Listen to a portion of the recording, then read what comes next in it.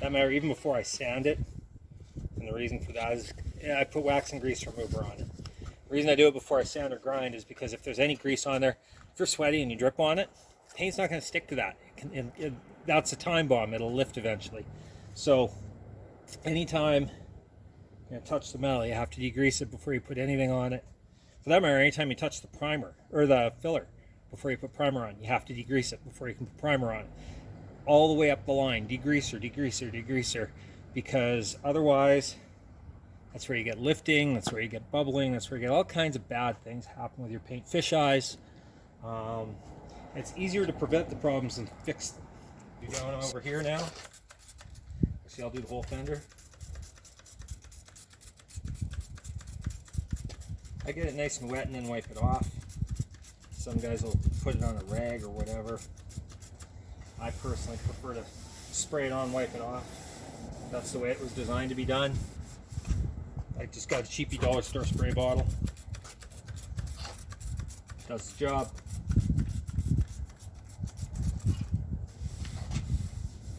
And then at least that's one less reason nothing would stick, right? It's really that easy. Just spray it on, wipe it off, just like the TV commercials.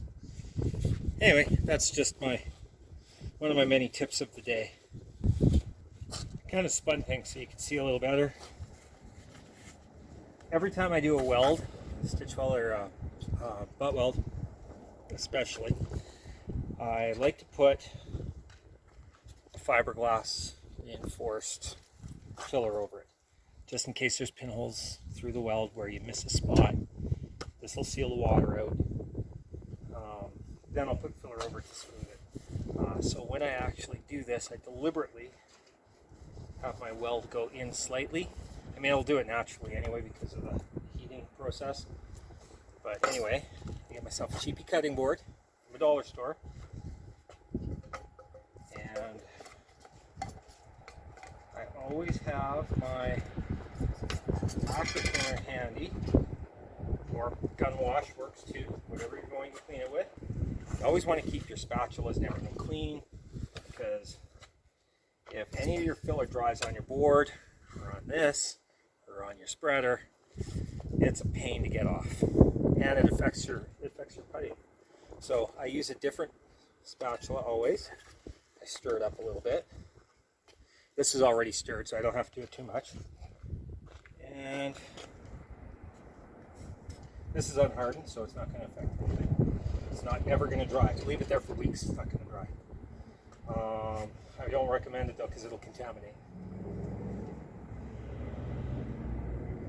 Okay, so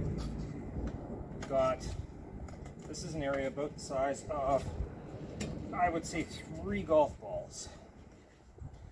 So you take your cream hardener, knead it to make sure that it's not all liquid on one end and hardener on the other. This stuff is benzoyl peroxide. It's the same stuff you use for acne, but it's a much, much higher concentration. So don't go, don't tell your kid this, because he's going to be walking around with blue spots all over his face, and it won't work the same way, but that's what it is. It's the same stuff they use for acne medication. This will dry your skin out too, which is why I brought it up. So I've got a puddle there of filler. It's about the size of 3 golf balls in volume. So it needs about 3 inches of hardener. Size of golf ball, 1 inch hardener. That's your ratio. It's actually 2%, but that's the rule of thumb. And then when you mix it, you knead it and fold it so you don't introduce too many air bubbles. So this needs about 3 inches. Yeah, good enough. It's not really a precision thing. If you're using the red cream hardener, these are great, because when the Bondo or the filler is the color of this, that's the right amount of hardener. I happen to have these, and I use a blue cream hardener because that's what came from the supplier. Oops. So now mix it in. And yeah, make sure you knead and fold, knead and fold.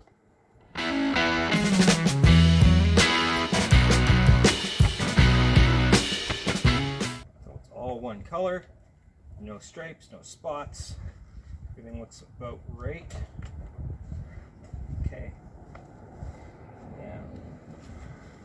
Now starts the fun. I'm going to put it over top of this weld.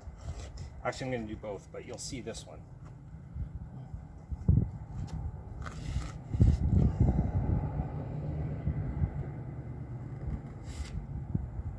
I tend to put it on a little thick and sand it off in one pass. Some guys will put it on thinner, and then what they end up doing is putting more on later. As it hardens, it gets harder to sand. So if you're doing more than one layer and you have one that was put on one day and another put on another, what you're going to end up with is where you end up with the newer stuff is softer, the older stuff is harder. You're going to end up with ripples in your sanding. So I tend to want to do it all at once. Now you'll excuse me, I'm not going to talk too much here because I want to get this on so that it sands before it kicks. I tend to mix my stuff a little hot. Put in some of the lows here, just as because this is, I'm breaking my rule here, but because this is fiberglass and there's Bondo going on top of it, it's not as big of a deal. But yeah, that's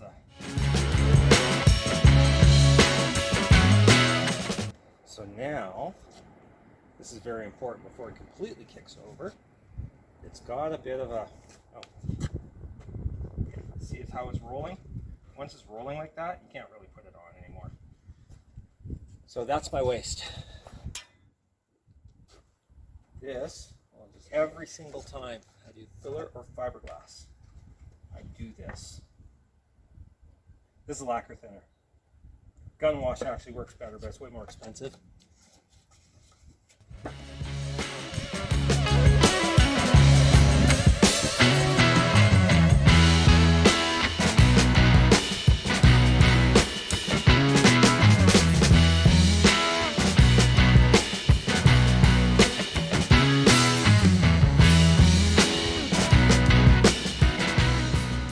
All the way up, it's okay, but make sure you get your edge.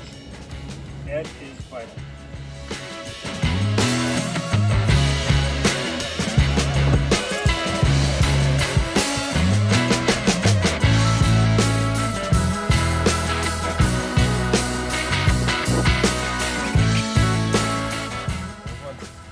I like the Velcro sander stuff. It's a little more money, but you know what? I don't lose it when I'm sanding. So, and it's not like I'm going through tons of it, so the price difference isn't that big of a deal. So that, I can feel it's warm. It's still kind of soft, but what I'm going to do is, this is 120 grit. I'm going to go very, very lightly over it just to knock down the real highs.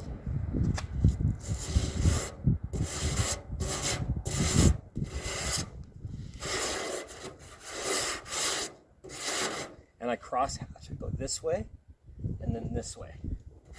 Long stroke.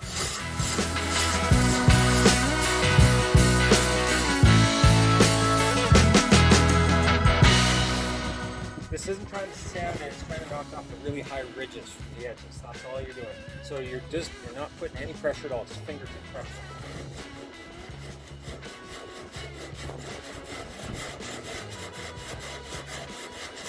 Really, even when you're sanding, you shouldn't put much pressure anyway. Let the paper do the work.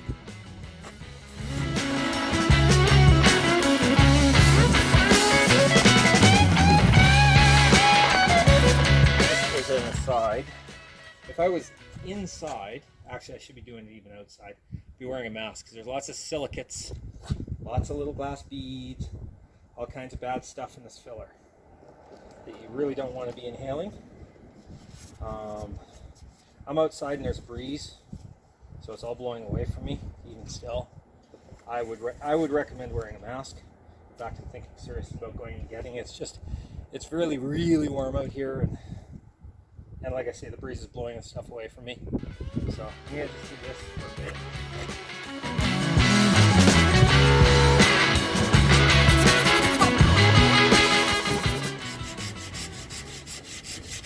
You notice I keep changing direction. That's important. You don't want to sand in one direction because then you'll end up with ridges in that direction. You crisscross it, so you take all the ridges out.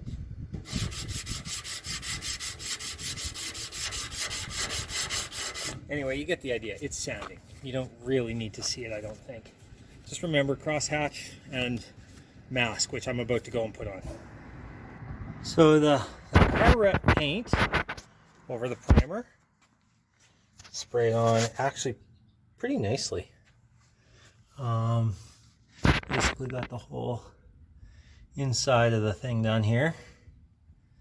And yeah, pretty happy with the way it's turned out.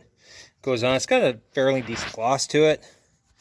That's just the main coat, the first coat. And I'm sure I can scuff it and make it look like glass if I want to, but I'm not going to under here. But yeah, that's I'm actually pretty happy with the way that's come out. The fiberglass is quite thin. It's just over top of my weld. In case there's pinholes, it waterproofs it so there's no leakage. I always do that on everything. I did it here. I primed over the fiberglass there because I didn't think I'd get to the filler stage here before I had to have everything buttoned up for the winter. Turns out we're getting some nice weather, so I'm gonna probably get to that. Turns out I primed a little prematurely. That's fine. This is an epoxy primer, so I can actually put filler over top of it. I'm just gonna sand it with I'll probably sand it with either 180 or 220, 240. Most likely 180. Get it in, get a good tooth on it, get the filler over it, and then reprime with a high build. Because the car rep stuff actually has a high build epoxy primer, and I'm really anxious to try that and see how it works, because this stuff here is really nice and tough. Like, I mean, it's on there, it's not coming off, so I'm happy with that. I mean, I've been making sure to keep it warm. When I was looking at it carefully, I saw what I thought was a little rust hole here that I hadn't cut out. I just thought, let's take a look at everything that's along there. I'm going to get this in the back. I'll just fill it with weld, actually, is what I'll do. This piece will go right back where it came out of, so there's no cutting or fitting or anything. But what it did is it opened it up for me to look at. While I've got it apart, I may as well do it right? This is mostly dirt. So once I clean that up, I've hit it with a screwdriver. That's solid. There's nothing going through there. So I'm going to POR 15, basically this whole area along here. POR 15 is on. Both sides. I extended it up, as you can see. End of 4 or 5 hours of sanding. It's when you're running, hands, fingers together, and just close your eyes, right? You'll feel the ripples, and then do it the other way too.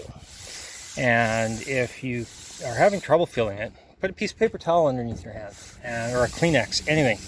It'll actually accentuate. I don't know why it works, but I know it works.